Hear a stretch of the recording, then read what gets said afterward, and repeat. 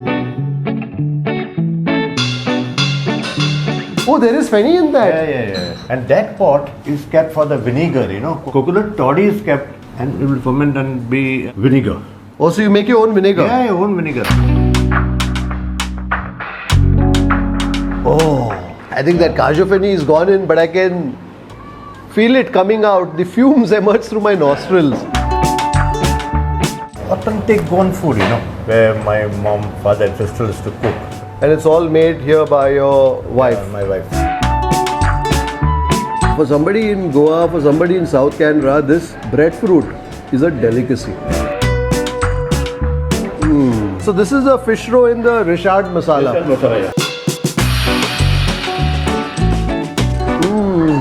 This is absolutely delicious. So the flavors that you will taste in a good Sorpotel are that of some sweetness, some sour, and the heat.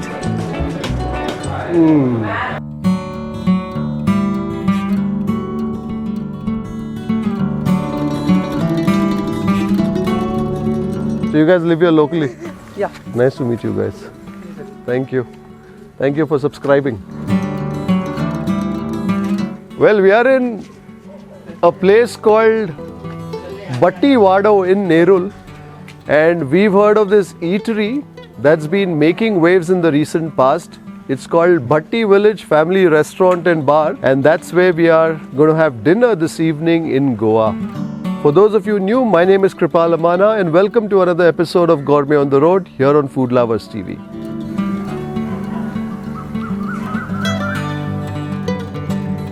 Wow, this is indeed very quaint.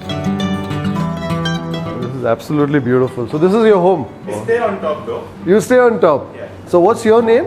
Royston. Royston. So it's your parents who began this? Yes. And we are told that the food that you do here is the Catholic cuisine. Yeah, Goan Catholic cuisine. Goan Catholic cuisine. It's very rare, to find nowadays. But few people know how to make it properly.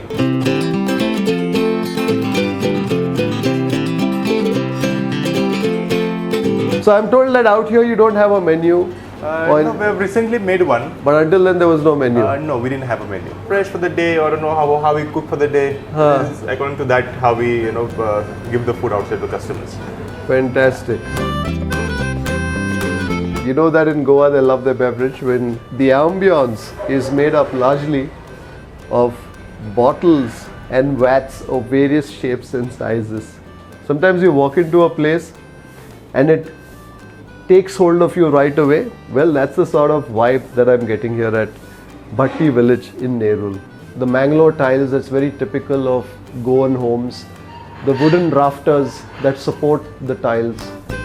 I was in Oberoi's, Narman Point in Trident. Yeah, for a year I was there. Okay. Until then, my dad, he called me back. He said, you leave there and you come here. So he's done his hotel management, and he says that from the time he was 6, Yes. he has seen this place. So he would go to school in the morning, go for tuitions. Yeah, and then on the restaurant in the evening. Evening he would be in the restaurant in service.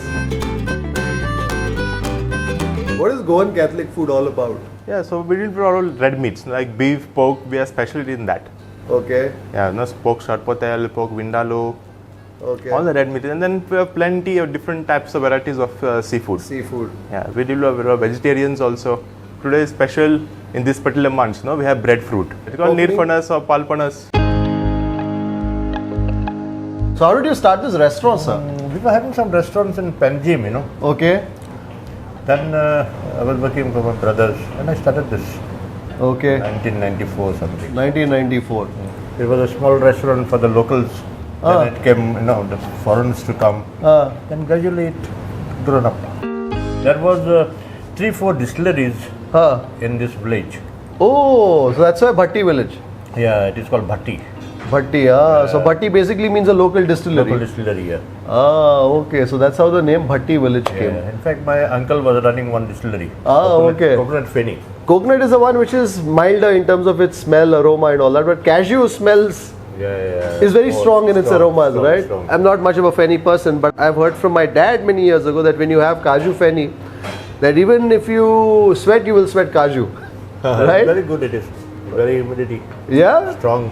So cashew fenny builds humidity? Yeah. Yeah. Well, I might just change my mind about Feni. Even your stomach is upset. Yeah. You should have some meat. Yeah? Or some, yeah, you can do it. These are all pots Huh. that we have already filled with cashew feni. And that pot is kept for the vinegar, you know. Coconut toddy is kept and it will ferment and be vinegar. Oh, so you make your own vinegar? Yeah, your own vinegar. Oh. Also vinegar. So the vinegar is kept in what? Clay It's pot. mud, clay. Yeah, Okay, yeah. clay pots. And this is honey. Honey also we use our own honey Oh. from the trees, you know. Oh, okay. Some people ask for honey for brandy Oh, okay, or brandy. tea Ah, or okay. some dish we make it, you know, some say put honey. Put So honey, you we put the do honey. it. So it's homemade honey. Yeah. Fantastic. Homemade. You know, I thought these were just bottles, but I no. learned that they're actually bottled with cashew feni.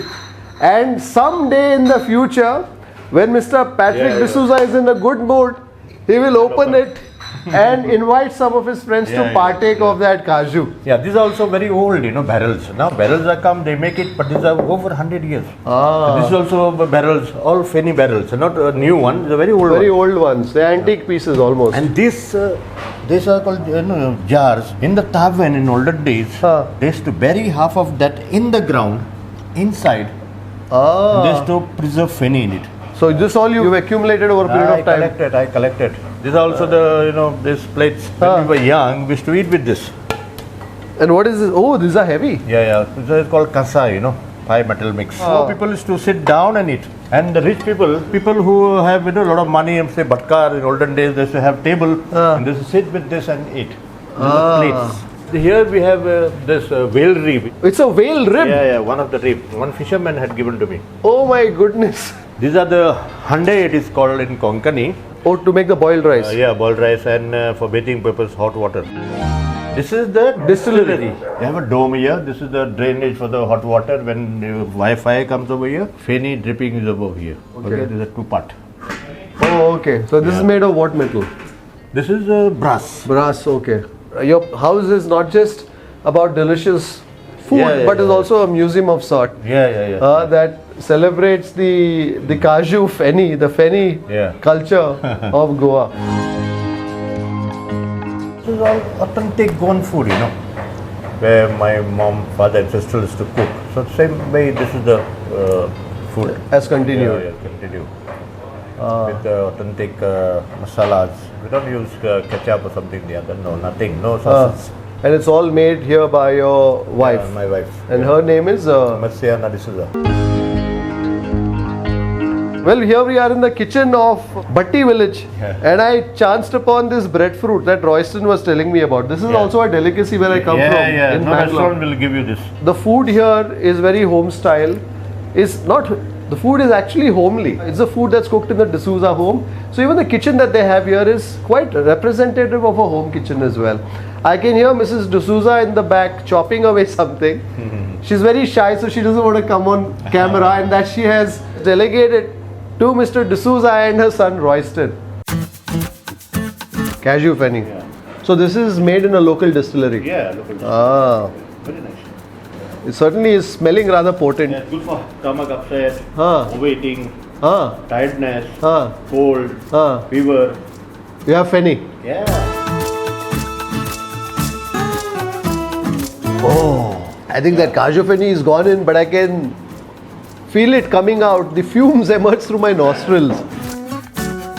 And then that feni slithered down my throat with its hot heat, and now I can feel its warmth now embrace my chest. Oh, I don't think we've ever had a drink on the show, but we are in Bhatti Village. And the reason why it's called Bhatti Village is because there were a bunch of local distilleries back in the day.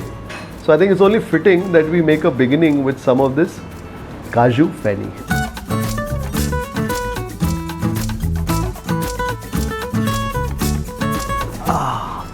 Some refreshing kokum soda to quell that minor fire that was brewing in the pit of my stomach thanks to that cashew feni.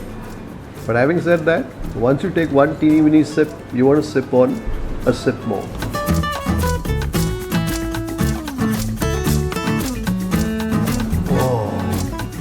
Making a beginning with two dishes that have been recommended. This of course is the breadfruit, and this is a seasonal produce here. We call it the dsouza in Mangalore. What is this called here? Pan phanas, neer phanas, that's what it's called. So this is extremely seasonal, and you don't really find things like this in typical restaurants. That rava is lightly dusted on it. So what you're really tasting is the starchiness of that fruit, of the pal phanas, if I'm not mistaken. And all that you have in terms of the spicing is probably a little bit of chili powder, some turmeric, and some salt. Absolutely delicious. What's interesting about this pal phanas is that the fruit is fibrous and also starchy. If you've not tasted breadfruit before, which is what this is called in English, it's a cross between a potato and let's say raw jackfruit, but minus all that meatiness that you will find with raw jackfruit or the cutter. For somebody in Goa, for somebody in South Canara, this breadfruit is a delicacy. Absolutely delicious. I love the fact that the rava is just lightly dusted on it. And typically in Mangalore, what they would do is they would encase this in a batter and deep fry it. But out here, Mrs. D'Souza doesn't deep fry anything except for fries, because she says, I want to shallow fry all the dishes possible so that it's healthier. Next, some whitebait.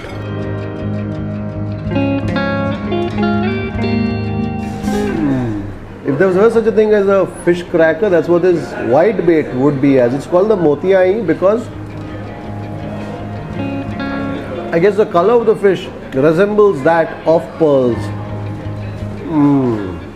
I think this is the perfect fish finger, not the processed fish sticks that you would see typically in most places. Absolutely delicious. Very little heat that you can sense. The seasoning is absolutely spot on. We're waiting for our other dishes to come, so might as well indulge in some of that whitebait and the pal phanas, and this time with a drizzle of lime. Let's see what lime does.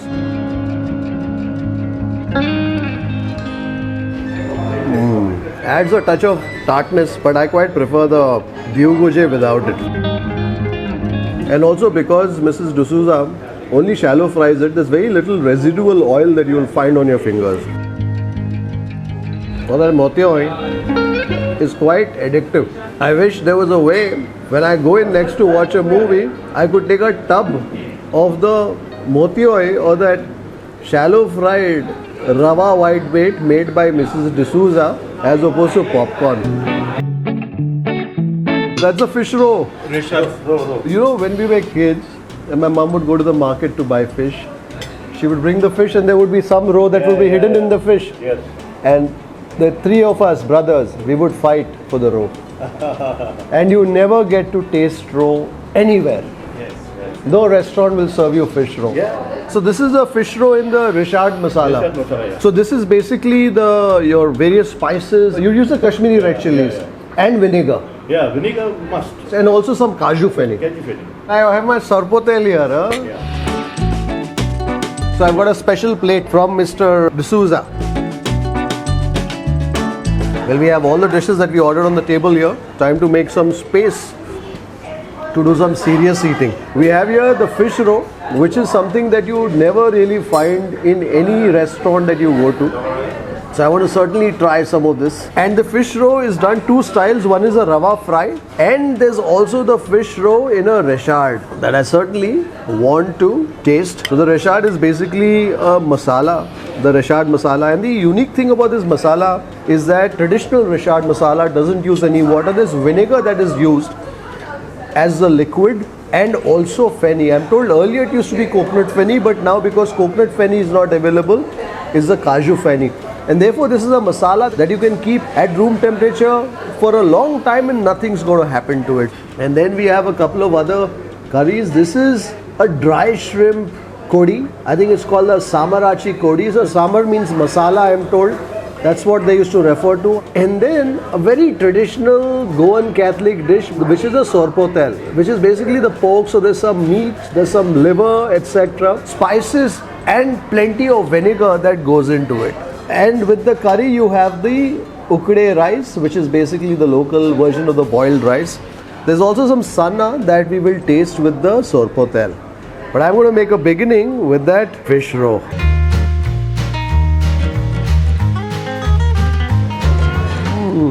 So the texture of the fish roe is quite powdery. This one has a fair bit of salt, but I think what the salt also does is helps mask some of that fishiness that emerges from fish roe.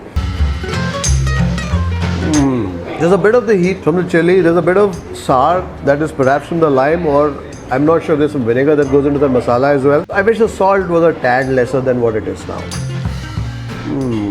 You know, I remember when we were kids and we would fight for the roe. The sum total of all the roe that you would get from that fish would probably be what's on my plate now. So as you can imagine, it was rather priceless in its appeal to me and my brothers. Because in a home, you only get that much fish and you only have that much roe that comes out of it. So therefore, to see this is just a special feeling. I'm sure my brothers are watching this right now. They will be filled with envy. When you guys come to India next, we'll taste some fish roe, perhaps here. Next, let's go for that fish roe in that recheado masala. So the texture of the roe is quite powdery. It's not at all like what you would expect in terms of a flaky fish. It's quite powdery. There's a certain sweetness in that recheado masala. And I can also, I think, taste some of the top notes of that cashew fenny.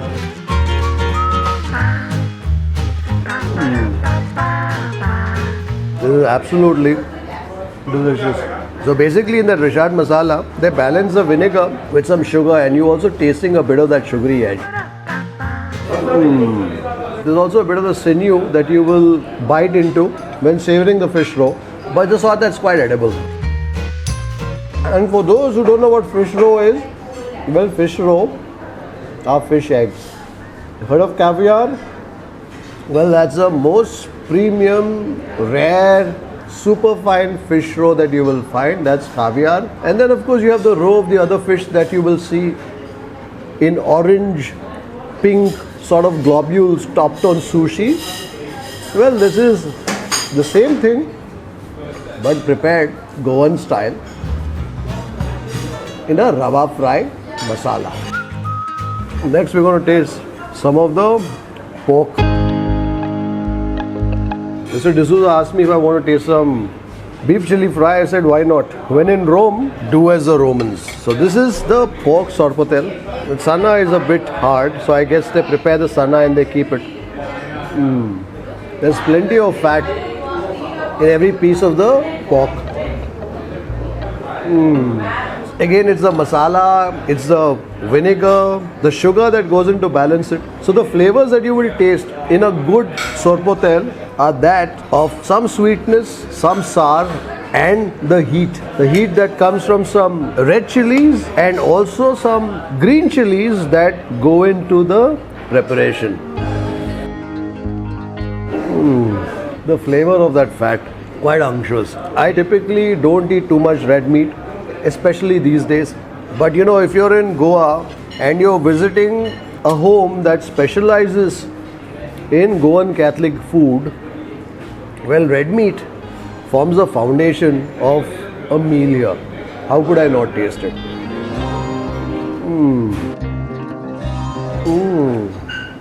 And some of the meat has a bit of a bite, stewed in that vinegar masala. The sana has a fair bit of sweetness to it. I don't know if they use the palm toddy or they use yeast. I suspect they probably use toddy here. This is absolutely delicious. You know, eating here, I don't feel like I'm eating in a restaurant. I feel Mr. D'Souza has invited me home. His wife's doing the cooking in the kitchen. His son Royston is helping him serve his guests. That's exactly the sort of vibe that you feel when you are at Bhatti Village. That is so good. I want to get to the dry prawn curry, but before that maybe I'll taste some more of that sorpotel.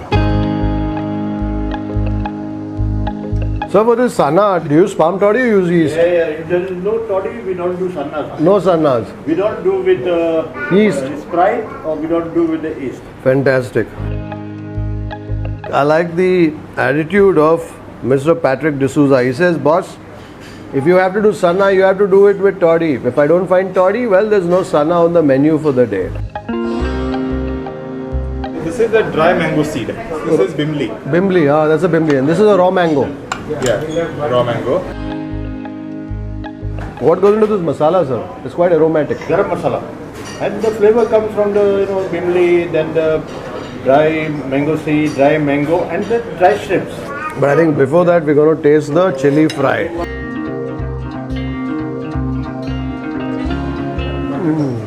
The meat is quite tender, peppery. And the fleshiness of the onions. And plenty of garlic too. So if you like your meat, this is also a dish that you should definitely taste when you're here. Also plenty of ginger that you will find, akka ginger. So the cooking style here is quite rustic. Don't expect too much finesse. It's the sort of preparations where, as you're tasting this chili fry, suddenly you will be jolted with a hit of a sizable chunk of ginger.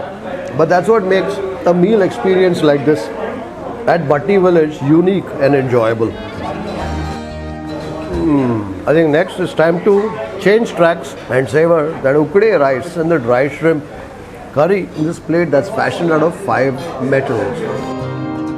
This is a dry shrimp curry flavored with some bimli and also the mango seed and some mangoes. I think that's the dry shrimp there. So the shrimps are small, but not as small as you would find, let's say, in the kismur, which is the dry shrimp condiment that one typically finds on a Goan thali. These shrimps are slightly bigger and also more fleshy in their character. What I love is the hit of that garam masala. The aromats in the garam masala, which is what you're tasting. There's also a certain sweetness that you can sense on your palate as a result of the dry spices. Whether it's the cinnamon, the cloves, and I suspect there's also probably some fennel that goes into that garam masala powder. Oh, I love this. So the prawns are with the shell. It also causes you to bite on it a little more, and that helps release some of the flavors from that masala. This is truly a very unique preparation. I don't know if this special plate fashioned out of 5 metals is adding to my pleasure, but I'm certainly enjoying that samache kodi with that ukde chawal, that ukde rice. I definitely want to get some more shrimp. And I think that's the raw mango. The raw mango and the bimbali that you will find in this preparation. So I was expecting this curry to be quite sour because of the raw mangoes, because of the bimbali. But I think that masala, that garam masala that goes into it is quite strong in its flavors, and that very quickly offsets the sourness of that curry. But what you're tasting though, as you finish that gravy, is some of the residual heat from the chilies in that curry. I love the salty sweetness of that dry shrimp. I think one has tasted plenty of the typical prawn curries, but this samache kodi, this dry prawn curry with the dry mango is rather special and rather unique at that. Dairy-based Goan Portuguese dessert. Okay. Called as Serradura. Portuguese dessert, I'm told, with a milk derivative and crushed biscuits that go on the bottom and on the top. It's like a cloud of milk.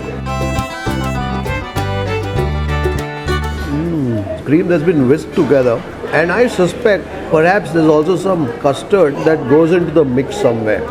And what the biscuits do, I'm told it's the Mari biscuits that go into it, helps cut some of the richness, some of the creaminess of that milk mixture. I'm told this dessert has earned for Bhatti Village legendary status. It's not a dessert that's very complicated, but I think it's a dessert that appeals to your palate in a very comforting way. There's dairy, which is of course the cream that's whipped together perhaps with some custard. There's a sweetness that comes from some sugar.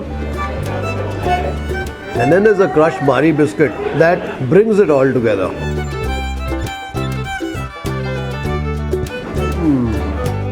We were the first customers to walk in when they opened doors at 6:30 this evening. It's about 8:45 and I think every table is already taken. Such is the popularity of Bhatti Village, an eatery that goes back many years. established in the home of Mr. and Mrs. D'Souza, who wanted to showcase their Goan Catholic culinary traditions. So if you want to savor a delicious slice of Goan culinary culture, something that you will not find in most commercial eateries, definitely find your way to Bhatti Village here in Nerul. I hope you've enjoyed this episode of Gourmet on the Road. Until the next time, take care, stay safe, stay strong, and happy eating. I should have said happy licking because there's barely any Serradura remaining in my cup.